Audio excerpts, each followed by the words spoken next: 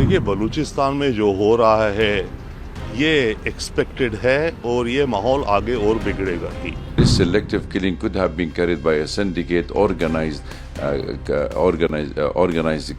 criminals who have been doing all these activities in Pakistan, and I think these must be paid people who have been doing all this against the selective target. Pakistan ने अपनी history में कभी इस इलाके को, बलूचिस्तान को ध्यान नहीं दिया और एक्सप्लॉइट किया उसके नेचुरल रिसोर्सेज को।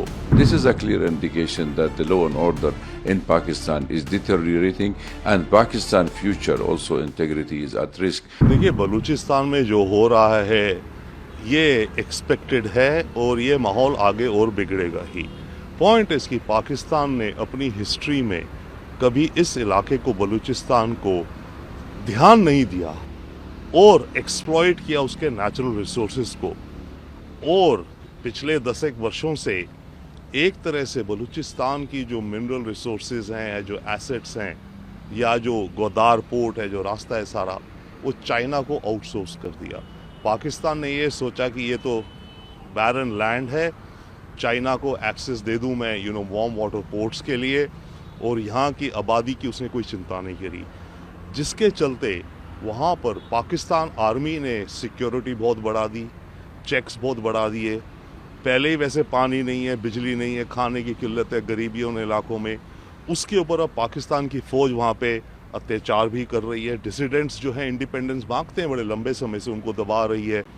तो इन सब चीज़ों का एक कॉकटेल मिक्स हो गया है जो पाकिस्तान के सामने आया है। पाकिस्तानी आर्मी रिटेलिएट करेगा और इंडिया इसमें क्या देखता है? इंडिया, क्योंकि खबरें ये भी आती है कि बलूचिस्तान के लोग इंडिया से सपोर्ट मांगते हैं, तो इंडिया का स्टैंड क्या होगा और पाकिस्तानी आर्मी कैसे रिटेलिएट करेगी?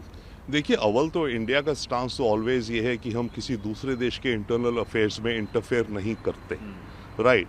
But at the same time yes, हम मोरालिटी के बेसिस पे कहीं भी दुनिया में अगर किसी भी सिविलियंस के ऊपर अत्याचार हो रहे हों, एक्सप्लॉयटेशन हो रहा, तो हमारी उनके प्रति सहानुभूति रहती है। तो हमारा स्टैंस मात्र यहीं तक है। अब पाकिस्तानी आर्मी कैसे रिटेलिएट करेगी?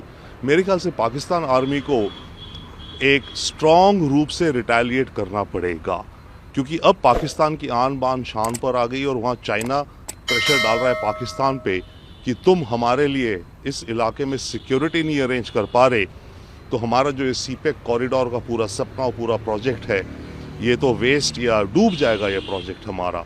तो पाकिस्तान की आर्मी को सख्त कदम उठाने पड़ेंगे बलूचिस्तान में, पर उसका बदला फिर वही होगा। ये स्पाइरल हो गया है। जितना ज़्यादा पाकिस्तान की आर्मी सख्त कदम उठाएगी, जितनी ज़्यादा वो लोगों को उठाकर प्रिजन में डालेगी, जेल में डालेगी, उन्हें आतंकी डिक्लेयर करेगी, उतना ज़्यादा वहाँ की अवाम में पाकिस्तान के खिलाफ और पाकिस्तानी आर्मी के खिलाफ गुस्सा पैदा होगा, रोष पैदा होगा, और उतने ही ज़्यादा बलूचिस्तान के लोग अपनी इंडिपेंडेंस के लिए लड़ेंगे। सर, उसके एक सहयोगी, ट्रस्टेड सहयोगी अबू कतल गोलीबारी में पाकिस्तान में मारा जाता है। अब हाफिज सईद का भविष्य क्या है? एक रिपोर्ट की माने तो वो भी घायल है, कैसे देख रहे हैं इसे? देखिए, हाफिज सईद का फेट अभी पता नहीं, शायद वो नहीं मारे गए हैं, परंतु हाँ, जब उनका ट्रस्टेड लेफ्टिनेंट मारा गया है, इसका मतलब जो भी लोग हाफिज सईद या लश्कर-ए-तैयबा या जमात-उद-दावा को ट्रैक कर रहे हैं, वो बहुत निकट पहुंच चुके हैं। भाई, इनके एक सीनियर बंदे को मार डालना, इसका मतलब जिसने भी उनको मारने की साजिश करी वो इनके इर्द गिर्द घूम रहे हैं। अब एक को तो मार दिया, तो एक मुझे वाक्य याद आता है, अंग्रेजी में है, those who live by the sword die by the sword. तो शायद अब वक्त आ रहा है कि हाफिज सईद को भी इसी तरह का कुछ अंजाम देखना पड़ेगा। The coming report from Pakistan indicate that there are 8 convoys of buses carrying military personnel have been attacked and ambushed by the Baluchistan army, which is considered to be the BLA, which is considered to be a banned army, or it's a terrorist army by the Pakistani government.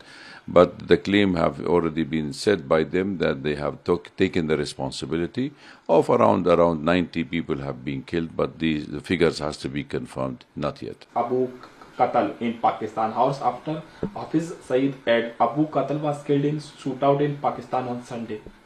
Yes, this killing of now selective killing of most of those people who are considered to be terrorists who've been carrying act against India and also in Pakistan and in Afghanistan itself have also been targeted by certain unknown group. So therefore, this selective killing could have been carried by a syndicate, organized criminals who have been doing all these activities in Pakistan.